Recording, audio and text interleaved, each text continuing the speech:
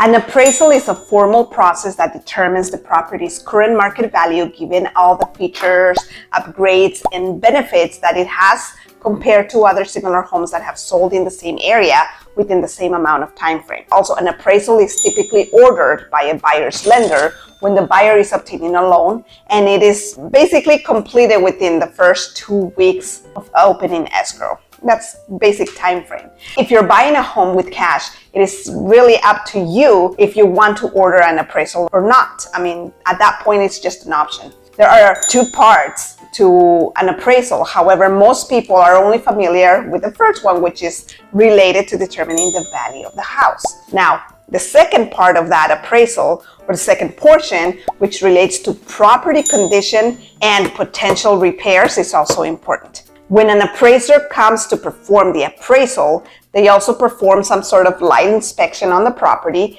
depending on the loan program, and it will go into a more thorough or less thorough investigation after that. They are basically only checking for health and safety items in these cases, like does the HVAC work? Are there broken windows? Are there smoke and carbon monoxide detectors? Things like that. In addition, the appraisal is typically an out-of-pocket expense that you have as a buyer, just like with the home inspection, and you'll need to pay that in order for the lender to actually go and order the appraisal. If an appraisal, in this case, comes in lower than what you wrote on your contract in value, there might be a discussion with the seller about negotiating that price difference. So let me give you an example. If the price you wrote on a purchase contract is $500,000, but the appraisal came in at $475,000, then there is a $25,000 gap that needs to either be covered or negotiated. This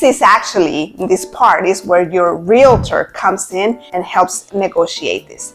The agent that you choose will need to know the current market, because being in a seller's market or buyer's market can make a lot of difference in the negotiation.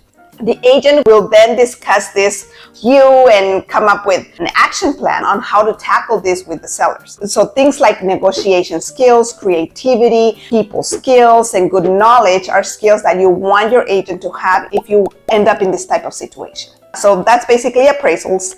Hope you find this information helpful. Don't hesitate to contact me if you have any questions whatsoever. My contact information is in the description of this video.